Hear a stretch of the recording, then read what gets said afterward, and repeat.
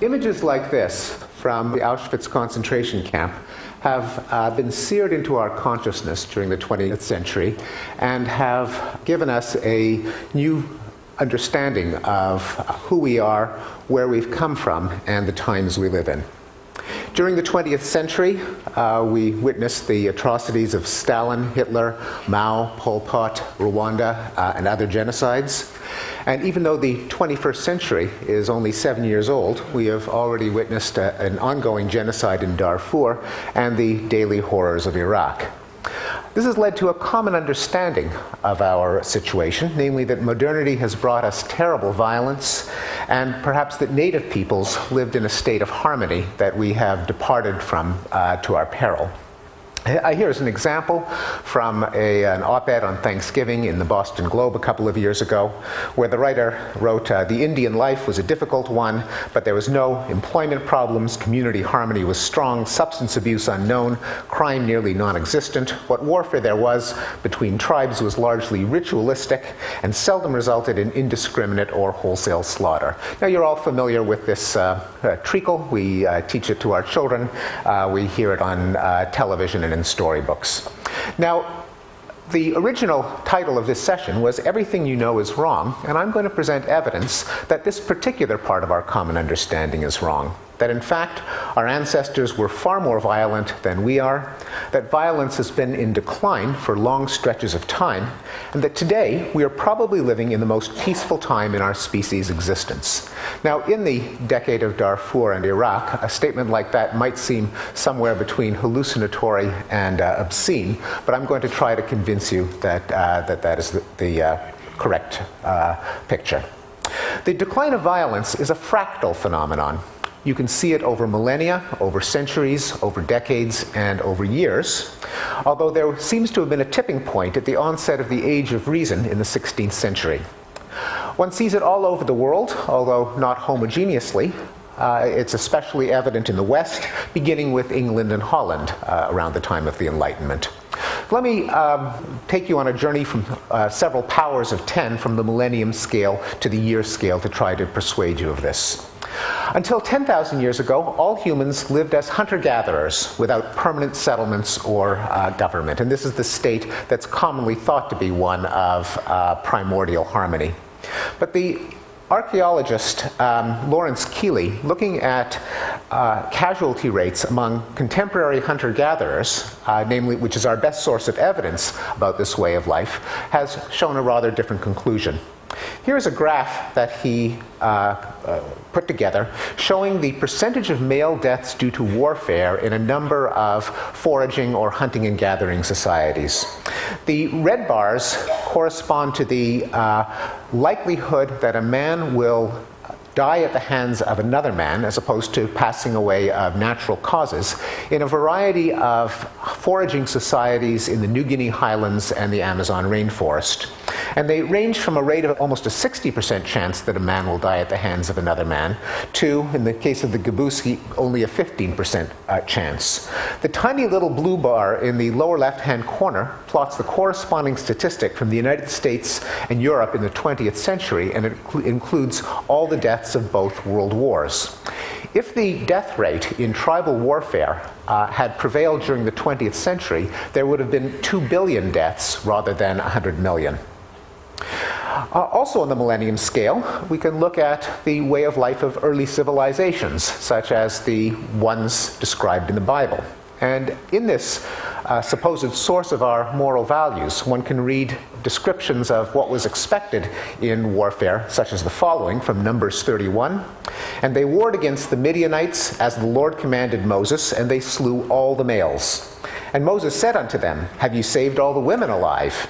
Now therefore kill every male among the little ones, and kill every woman that hath known man by lying with him, but all the women children that have not known a man by lying with him, keep alive for yourselves." In other words, kill the men, kill the children. If you see any virgins, then you can keep them alive so that you can rape them. and you can find 4 or 5 passages in the Bible of this ilk. Also in the Bible, one sees that the death penalty was the accepted punishment for crimes such as homosexuality, adultery, blasphemy, idolatry, talking back to your parents, and picking up sticks on the Sabbath. Well, let's click the zoom lens down 1 order of magnitude and look at the century scale. Now, although we don't have statistics for warfare throughout the Middle Ages to modern times, we know just from conventional history that the evidence was under our nose all along that there has been a reduction in socially sanctioned forms of violence. For example, any social history will reveal that mutilation and torture were routine forms of criminal punishment. The kind of infraction today that would give you a fine in those days would result in your tongue being cut out, your ears being cut off, you being blinded, a hand being chopped off, and so on. There were numerous ingenious forms of sadistic capital punishment: burning at the stake, disemboweling, breaking on the wheel, being pulled apart by horses, and so on. The death penalty was sanctioned for a long list of nonviolent crimes: criticizing the king, stealing a loaf of bread. Slavery, of course, was the preferred labor-saving device, and cruelty was a popular form of entertainment. Perhaps the most vivid example was the practice of cat burning, in which a cat was hoisted on a stage, lowered in a sling into a fire, and the spectators shrieked in laughter as the cat, howling in pain, was burned to death. What about one-on-one murder? Well, there are good statistics, because many municipalities recorded the cause of death, and the criminologist Manuel Eisner scoured all of the historical records across Europe for homicide rates in any village, hamlet, town, county that he could find. And then he supplemented them with national data when nations started keeping statistics. He plotted on a logarithmic scale from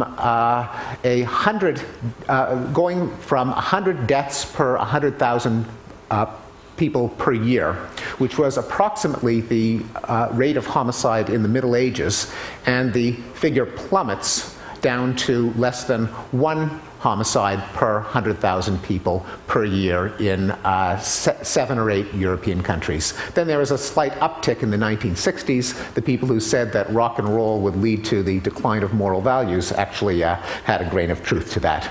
But there was a decline from at least 2 orders of magnitude in homicide from the Middle Ages to the present, and the elbow occurred in the early 16th century. Well, let's click down now to the decade scale. According to non-governmental organizations that keep such statistics, since 1945 in Europe and the Americas, there's been a steep decline in interstate wars, in deadly ethnic riots or pogroms, and in military coups, even in South America. Worldwide, there's been a steep decline in deaths in interstate wars. The yellow bars here show the number of deaths per war per year from 1950 to the present. And as you can see, the death rate goes down from 65,000 deaths per conflict per year in the 1950s to less than 2,000 deaths per conflict per year in this decade, as horrific as it is. Even in the year scale, one can see a decline of violence. Since the end of the Cold War, there have been fewer civil wars, fewer genocides, indeed a 90% reduction since post-World War II highs, and even a reversal of the 1960s uptick in homicide and violent crime. This is from the FBI Uniform Crime Statistics. You can see that there was a fairly low rate of violence in the 50s and the 60s. Then it soared upward for several decades and began a precipitous decline starting in the 1990s, so that it went back almost back to the level that was last enjoyed in 1960. President Clinton, if you're here, thank you. So the question is, why are so many people so wrong about something so important? I think there are a number of reasons. One of them is we have better reporting.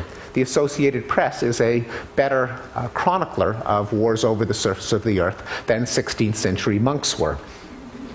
There's a cognitive illusion. We cognitive psychologists know that the easier it is to recall specific instances of something, the higher the probability that you assign to it. Things that we read about in the paper with gory footage burn into memory more than reports of a lot more people dying in their beds of old age.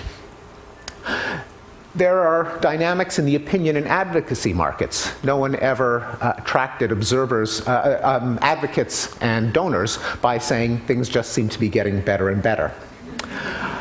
There's guilt about our treatment of native peoples in modern intellectual life, and an unwillingness to acknowledge there could be anything good about Western culture. And of course, our change in standards can outpace the change in behavior. One of the reasons violence went down is that people got sick of the carnage and cruelty in their time. That's a process that seems to be continuing, but if it outstrips behavior, by the standards of the day, things always look more barbaric than they would have been by historic standards. So today we get exercised, and rightly so, if a handful of murderers get executed by lethal injection in Texas after a 15-year appeal process. We don't consider that a couple of hundred years ago they may have been burned at the stake for criticizing the king after a trial that lasted 10 minutes, and indeed that would have been repeated over and over again. Today we look at capital punishment as evidence of how low our behavior can sink rather than how high our standards have risen. Well, why has violence declined? No one really knows, but I have read 4 explanations, all of which I think have some grain of plausibility. The first is, maybe Thomas Hobbes got it right. He was the one who said that life in a state of nature was solitary, poor, nasty, brutish, and short. Not because, he argued, humans have some primordial thirst for blood or aggressive instinct or territorial imperative, but because of the logic of anarchy. In a state of anarchy, there's a constant temptation to invade your neighbors preemptively before they invade you. More recently, Thomas Schelling gives the analogy of a homeowner who hears a rustling in the basement. Being a good American, he has a pistol in the nightstand, pulls out his gun, walks down the stairs, and what does he see but a burglar with a gun in his hand? Now, each one of them is thinking, I don't really want to kill that guy, but he's about to kill me. Maybe I had better shoot him before he shoots me, especially since even if he doesn't want to kill me, he's probably worrying right now that I might kill him before he kills me, and so on. Hunter-gatherer peoples explicitly go through this train of thought and will often raid their neighbors out of fear of being raided first. Now, one way of dealing with this problem is by deterrence. You don't strike first, but you have a publicly announced policy that you will retaliate savagely if you are invaded. The only thing that it's liable to having its bluff called, and therefore can only work if it's credible. To make it credible, you must avenge all insults and settle all scores, which leads to the cycles of bloody vendetta. Life becomes an episode of The Sopranos. Hobbes' solution, the Leviathan, was that if authority for the legitimate use of violence was vested in a single democratic agency, a Leviathan, then such a state can reduce the temptation of attack because any kind of aggression will be punished, leaving its profitability as zero. That would remove the temptation to invade preemptively out of fear of them attacking you first. It removes the need for a hair trigger for retaliation to make your deterrent threat credible, and therefore it would lead to a state of peace. Eisner, the man who plotted the homicide rates that you failed to see in the earlier slide, argued that the timing of the decline of homicide in Europe coincided with the rise of centralized states, so that's a bit of a support for the Leviathan theory. Also supporting it is the fact that we today see eruptions of violence in zones of anarchy, in failed states, collapsed empires, frontier regions, mafias, street gangs, and so on. The second explanation is that in many times and places there is a widespread sentiment that life is cheap. In earlier times, when suffering and early death were common in one's own life, one has fewer compunctions about inflicting them on others. And as technology and economic efficiency make life longer and more pleasant, one puts a higher value on life in general. This was an argument from the political scientist James Paine. A third explanation invokes the concept of a non-zero-sum game and was worked out in the book Non-Zero by the journalist Robert Wright. Wright points out that in certain circumstances, cooperation or nonviolence can benefit both parties in an interaction, such as gains in trade when two parties trade their surpluses and both come out ahead, or when two parties lay down their arms and split the so-called peace dividend that results in them not having to fight the whole time. Wright argues that technology has increased the number of positive-sum games that humans tend to be embroiled in by allowing the trade of goods, services, and ideas over longer distances and among larger groups of people. The result is that other people become more valuable alive than dead, and violence declines for selfish reasons. As Wright put it, among the many reasons that I think that we should not bomb the Japanese is that they built my minivan. The fourth explanation is captured in the title of a book called The Expanding Circle by the philosopher Peter Singer, who argues that evolution bequeathed humans with a sense of empathy, an ability to treat other people's interests as comparable to one's own. Unfortunately, by default, we apply it only to a very narrow circle of friends and family. People outside that circle are treated as subhuman and can be exploited with impunity. But over history, the circle has expanded. One can see in the historical record it expanding from the village to the clan, to the tribe, to the nation, to other races, to both sexes, and in Singer's own argument, something that we should extend to other sentient species. So the question is, if this has happened, what has powered that expansion? And there are a number of possibilities, such as increasing circles of reciprocity in the sense that Robert Wright argues for. The logic of the golden rule: the more you think about and interact with other people, the more you realize that it is untenable to privilege your interests over theirs, at least not if you want them to listen to you. You can't say that my interests are special compared to yours any more than you can say that the particular spot that I'm standing on is a unique part of the universe because I happen to be standing on it that very minute. It may also be powered by cosmopolitanism, by histories and journalism and memoirs and realistic fiction and travel and literacy, which allows you to project yourself into the lives of other people that formerly you may have treated as subhuman, and also to realize the accidental contingency of your own station in life, the sense that there but for fortune go I. Well, whatever its causes, the decline of violence, I think, has profound implications. It should force us to ask not just why is there war, but also why is there peace? Not just what are we doing wrong, but also what have we been doing right? Because we have been doing something right, and it sure would be good to find out what it is. Thank you very much.